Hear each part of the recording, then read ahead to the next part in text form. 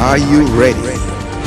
Get ready for the lady with the golden voice. Weekdays at 6 to 8 p.m.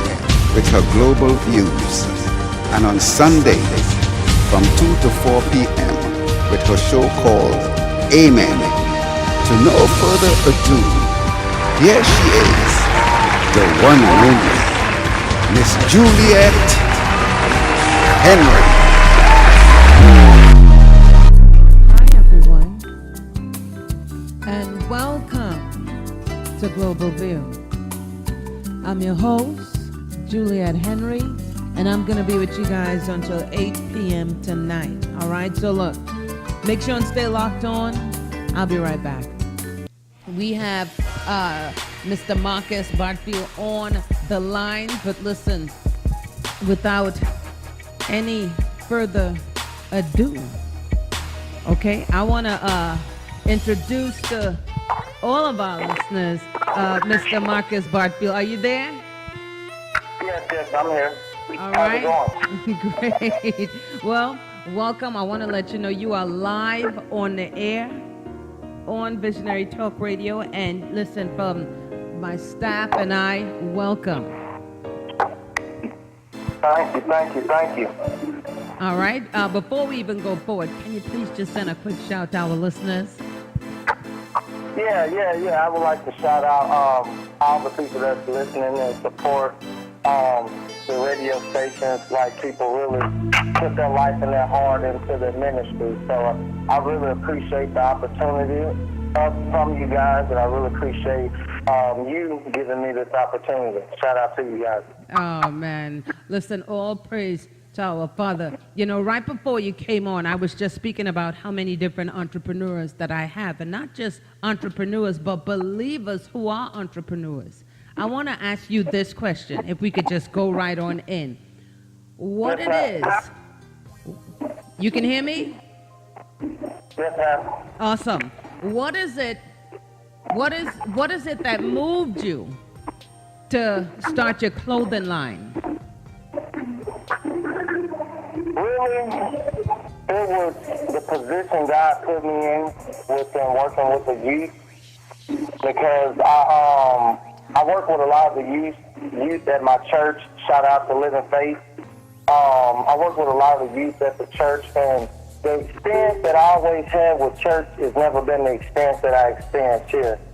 When I got to this church, the youth were a lot different from the youth that I'm usually dealing with. You know what I mean? Right. They're a lot faster. They know a lot more things than people from, you know what I mean, country cities. So when I started coming to church up here and realizing that a lot of these kids that are acting out, that are getting expelled out of school, that are joining gangs, that are doing all these bad participating things, are the kids with low self-esteem. They are the kids that we need to embrace more, because those are the kids that are hurting the most. And it inspired my business, because growing up, a person named me famous. So I always took famous, and I just ran with it. I prayed when I got my life together. I said, God, I'm going to make myself famous. I want your help, whatever it takes. I want to make myself famous. I feel like the world needs to hear me, because I've been through a real trying time in my life. The trying time that I went through in my life, it was positions that I put myself in. You know what I mean? I didn't come from a broken home. I didn't come from, you know what I mean, my family struggled. I didn't come from all that. A lot of the bad decisions that I made in my life, I put myself there. You know what I mean? I wasn't hurting for anything. I didn't need the new shoes that came on. I put myself in those positions. It took me getting down on my knees, asking God, I want to be delivered from the fast life. You know what I mean? I got on my knees one day and I told God, give me something that I can feel like what I'm doing out here. At the time, I was selling drugs. But God gave me something that I can do to put me in the same facility of fast money, and that's selling clothes. So I got my inspiration from working with children at the church, and me and one of the youth leaders, shout out to Rebecca Wiley, we always talk, and she was like, we just need to embrace these kids and just tell them how dope they are, how it's okay to be different. You know what I mean? You don't have to be like what you see. Two things in this world. Either you're going to set yourself apart and be yourself, or you're going to be like somebody else. Right. So me personally, I always set myself aside to have my own trend, to have my own way of carrying myself in life. You know what I mean? A lot of people where I'm from look at me different. And I feel like that's okay. I like to be different. You know what I mean? I hang around different nationality of people. I love everybody. And that's why I feel that God gave me this vision of my clothing line, because he said that I want you to show people it's okay to be different. If you look at TV, you can flip through 5 different stations, and everybody on 5 different stations look alike.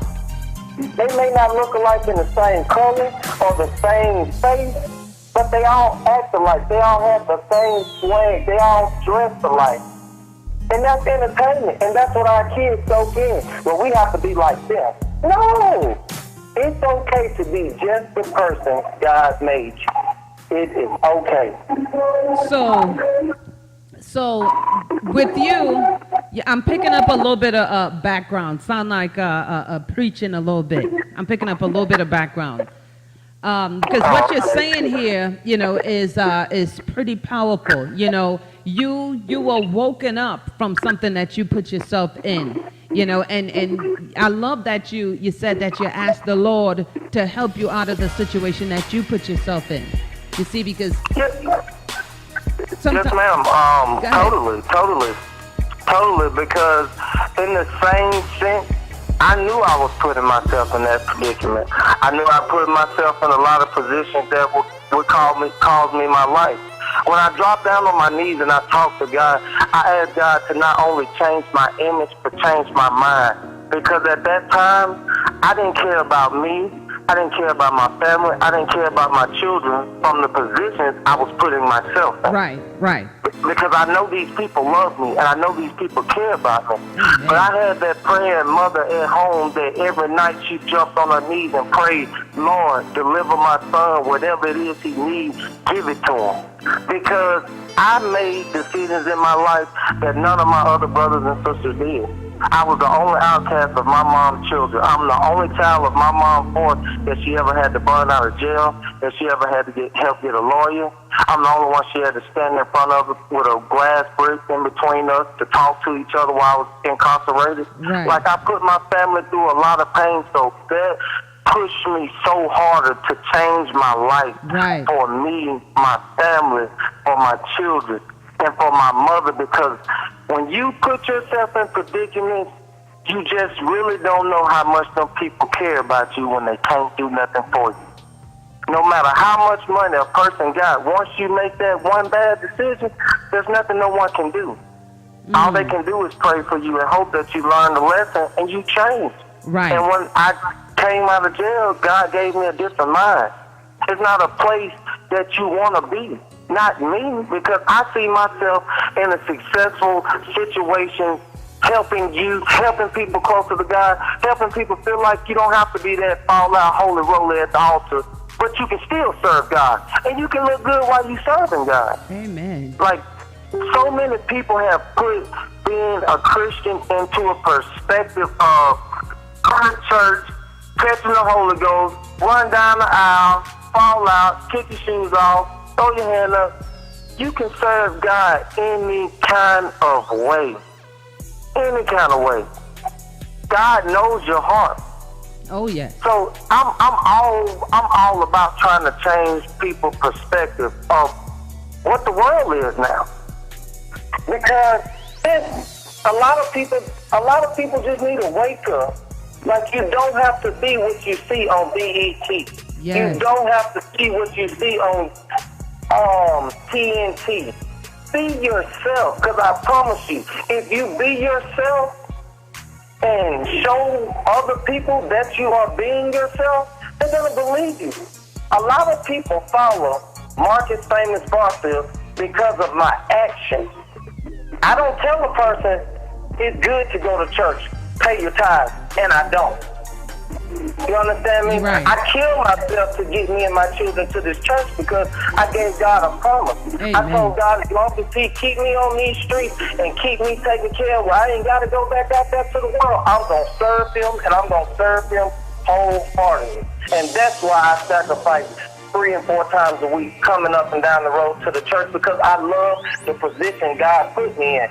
10 years ago, would I thought I would be here where I'm at? No. I was doing some of the most craziest things a person can do under the sun. I never thought that I would be serving God the way I do and reaching children the way I do. And it makes me feel good. Now, I have a question for you. Was it something that someone said to you that in the spirit of Christ now, because I know only the Lord could change us. Is it something that someone preached to you, or did you already know that your parents were praying, brought up in the church, but, something that you remembered that made you change the way you were living? Do you understand me? Yes, ma'am. Yes, ma'am. Me and the church that I attend now, Living Faith, me and the pastor there, shout out to Jeremy Tuck, are real good friends. We're real good friends for about 20 years. So we all was brought up in the church. We always had a relationship with God. Some of us pulled away. Some of us got closer to God. That's just like me. All the things I've been through in my life, my brother, he's a minister. My oldest brother is a minister. I just took that road. So in that road that I was taking, I remember one night I had talked to one of my friends, and he had called me, and he was like, look, it was Sunday. Sunday was going to be the next day. It was Mother's Day. He called me. He was like, look, man, we all going to get together at a spot. You know what I mean? After church, just call me, and we going to go chill. So, you know what I mean? I was reading my Bible. I was in and out of church. I just wasn't solid in church. I had done made a promise to God. I had done made a decision on what I wanted to do, but I just haven't stayed in. I just haven't stepped into it. So just one day, I went to church, Mother's Day. I went to church. I got out of church, and Pastor Tuck was preaching a sermon that you gotta be careful of the company that you hang around. Because whether you are part of it or not, if they see you with them, you're a part of them. Right. So I got out. I went to church that Sunday. After church, I went by my parents' house. I blessed my mom with gifts and went on to a party.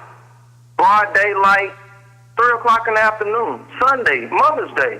You know what I mean? You never expect anything to go on. One of my close friends picked me up. He was like, we're going to stop by a friend's associate's house. We're going to chill over there for a minute, and then we're going to a barbecue. So I'm talking about within 45 minutes after I left church. I had just left church on Mother's Day, and Jeremy had preached a word that I had received, and I just was wanting to get closer to God. We went over there. We were standing around talking. Everybody was kicking it. And 2 guys came in the house to rob the house. 2 males come in to rob the house. I was 45 minutes out of Oak Grove, the church that we were attending. The guys pulled out a gun, told everybody in the house, take out your money in your pocket, give me your money. Now, no, I'm thinking to myself, God, this can't be happening. Like, I just left church. Like, what are you trying to tell me? You know what I mean? Like, what is it? I mean, I went to church today. I prayed. I gave my life to you. What is it? Long story short, the guys robbed the house. I wound up running out of the house. One of the guys came out the house, shot 2 shots, missed. There was children out playing. This broad daylight at 2:30 in the afternoon in the neighborhood. Right. It's children out playing this Mother's Day. It's children out playing in the Easter dresses. Like, everybody's having a good time. Nobody expected this. And I definitely didn't expect this just leaving church, going to see a friend to go to a barbecue. You know what I mean? I never expected it. But In the end, after all the smoke cleared and I finally got home and I got on my knees and I talked to God, I was like, God, I'd like to just die. Like, how could I possibly left church today, filled with the Holy Spirit, wind up in a position like that? God told me, on the road that you're taking, if people can't go on that road, if things on this road that you're going on, things that you used to do, you no longer can do. Amen. Whether it's good or bad. You know what I mean? A lot of people think God takes things away from you just that are bad. No, God takes things away from you that the flesh loves to keep you from going to Christ. See, that's what we struggle with. We struggle with the flesh. We want what the flesh wants. But it's bigger than the flesh. It's a lot bigger than the flesh. And that Wednesday, that night, I called Pastor Tucker out. I explained to him what happened because I knew it was going to be on the news and Fox 5 and all that. So I went ahead and called him and let him know what had happened. And he was like, Marcus, you know something?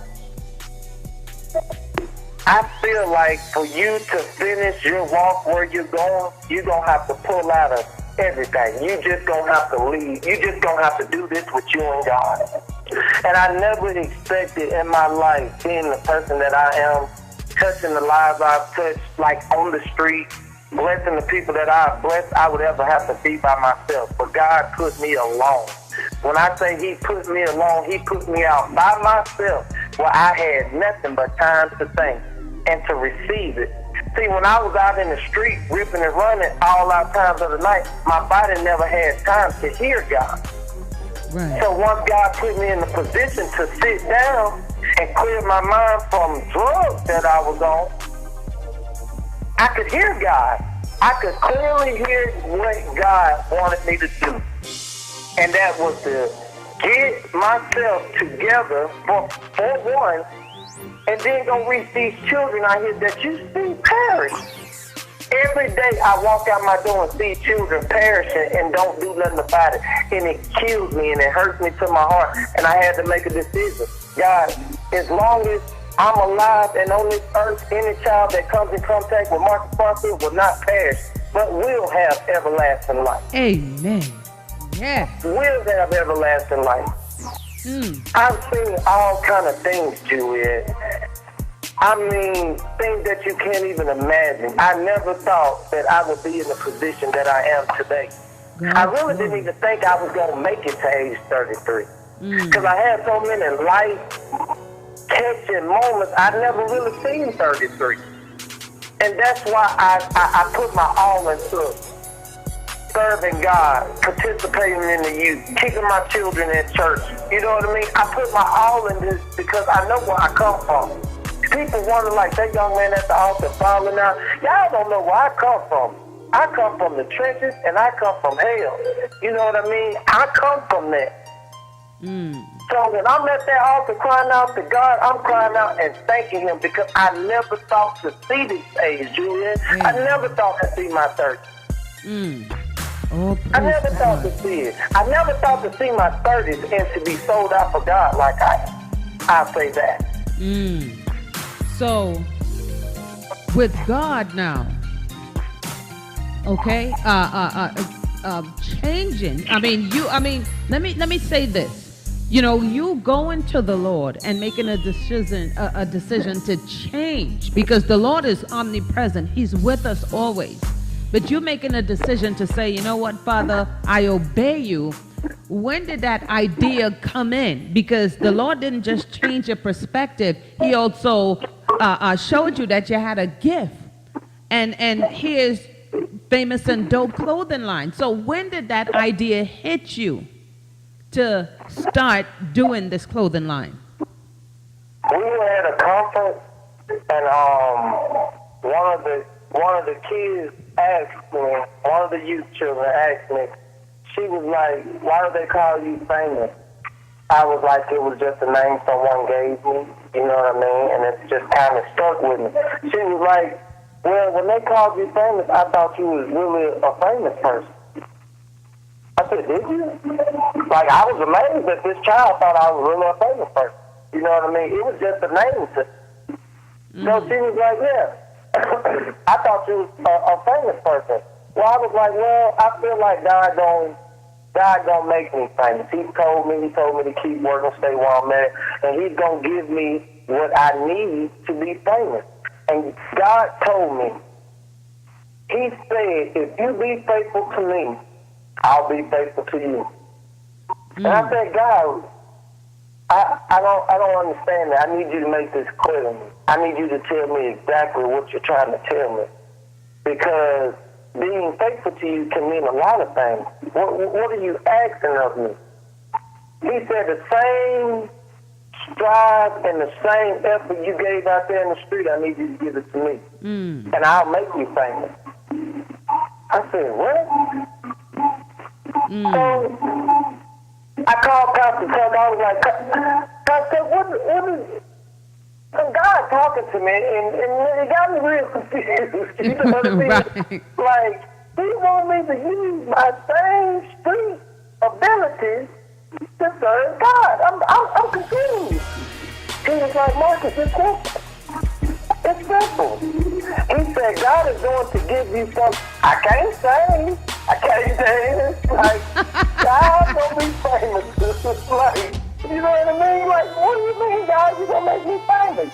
So, one day, I was sitting at the house and I was just drawing, just doodling. And I was like, man, I really need to come up with a logo or something I can sell. Because I've always been a good hustler.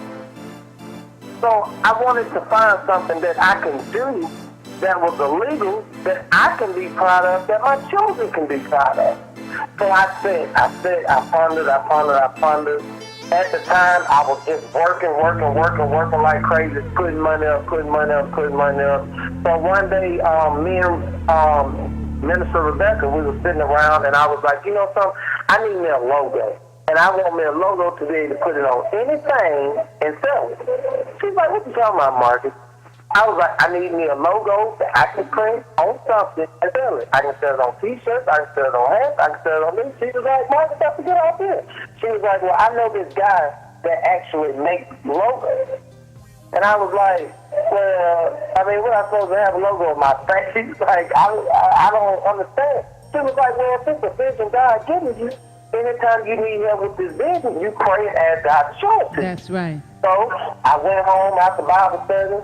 I prayed. I was like, God, I'm excited. You know what I mean? I don't even have nothing. I don't have a logo. I don't have nothing. All I have is praise and gold. You know what I mean? I don't have anything, but I'm excited because God He's giving it to me, but He's not giving it all to me at one time. Because I think God was testing my patience. Because in the street, I never had any patience. In Christianity, He taught me to have patience. Oh, yes. It's better in the long run. So I'm so excited. I'm praying. I'm like, God, whatever you got for me, give it to me. I'm ready. You know what I mean? I'm on fire. So I prayed, and He gave me a vision. One was famous and dope. One was famous and dope. One was famous and dope. I kept seeing famous and dope everywhere. I kept seeing dope on something. I would see famous on something. I would see dope on a shirt. I would see famous on something. I was like, you know something? I'm finna do this. So it was around April. I called the guy that makes the logos. I was like, listen, man, I have a real neat idea. I don't know how I want it. I don't know how I want it printed. I just need you. I said, listen, close your eyes. We're going to pray right quick. He's like, huh? I love it. I love it. Pray right quick. I love He's it. like, huh? We going to pray. I said, excuse me, sir. Can you close your eyes? I was like, Lord, whatever you showing me, whatever you're trying to get me through these logos, give it to him. So he can send it to me. He was like, this is a weird conversation. I ain't never had one of these, but I'm going to go with this. I said, listen, whatever you think of, just go with it and send it to me. So I'm excited. But I'm excited about nothing because I don't have nothing. I guess what God was trying to show me, it's okay to have that faith of a mustard seed because I had to have it. Yes. You know what I mean? I had started getting stuff certified through the state, putting 100 Yes. here, 75 here, putting 200 here. I'm just throwing out money. And I ain't even got a logo yet. I'm Right. going to do things. So, you know what I mean? I just got that face, so I'm excited. I'm telling everybody, I'm telling Pastor, I'm telling Rebecca, everybody's excited for me. So the guy called me and said, Marcus, for some reason last night I got a vision of your logo, and it was just so plain. He's like, I'm about to send you something over, and I hope you like it. So this man sent me over 15 different logos of Famous and Dope. Wrote all different kind of ways and different colors and everything. And when I seen it, literally my heart like stopped beating. Wow. I said, God, this is it. This is it. I asked him, I said, how much do it cost? I said, I really don't care how much it costs. Just send me a paper. And I hung up on the guy. I'm just so excited. So I'm thinking, okay, next thing, get it on something. Print it on something. Just get it on anything. So I contact the lady that I first started Famous and Dope, her printing. And she was like, you sound like you have a good idea. Come in and meet with me. Let me see the logo, and I'll see what I can do for you. So I set aside a time to go meet with the lady, and she was like, you really have something. She was like, this is a nice logo. So I was like, listen, I'm going to go buy 5 shirts, just put it on the 5 shirts, and I just want to wear the 5 shirts. I just need to get this out of my system. You know what I mean? I'm excited. Yes. I'm a man from a country town in Monroe, Louisiana. You know what I mean? Right. On the dirt road, when I come up from, like, I'm used to this. You know what I mean? So I'm excited. I'm excited because I feel like God is going to do what He told me He was going to do because I have been faithful to God. Well, you know what? People look at where I'm at in 6 months, but they just don't know how faithful I have been to God. Faithful. Wow. Well, you know what, Marcus, I want you to pause right there. You know, I'm going to jump to a quick break and we're going to come back because I want to know what happened, man, when you went to that woman to print. I'm at the edge of my seat. Yes. So I'm about to jam onto a quick break here. Listen, y'all, we are on the line with CEO of Famous and Dope Clothing Line. Listen, you don't want to miss this. Make sure you stay locked on, all right?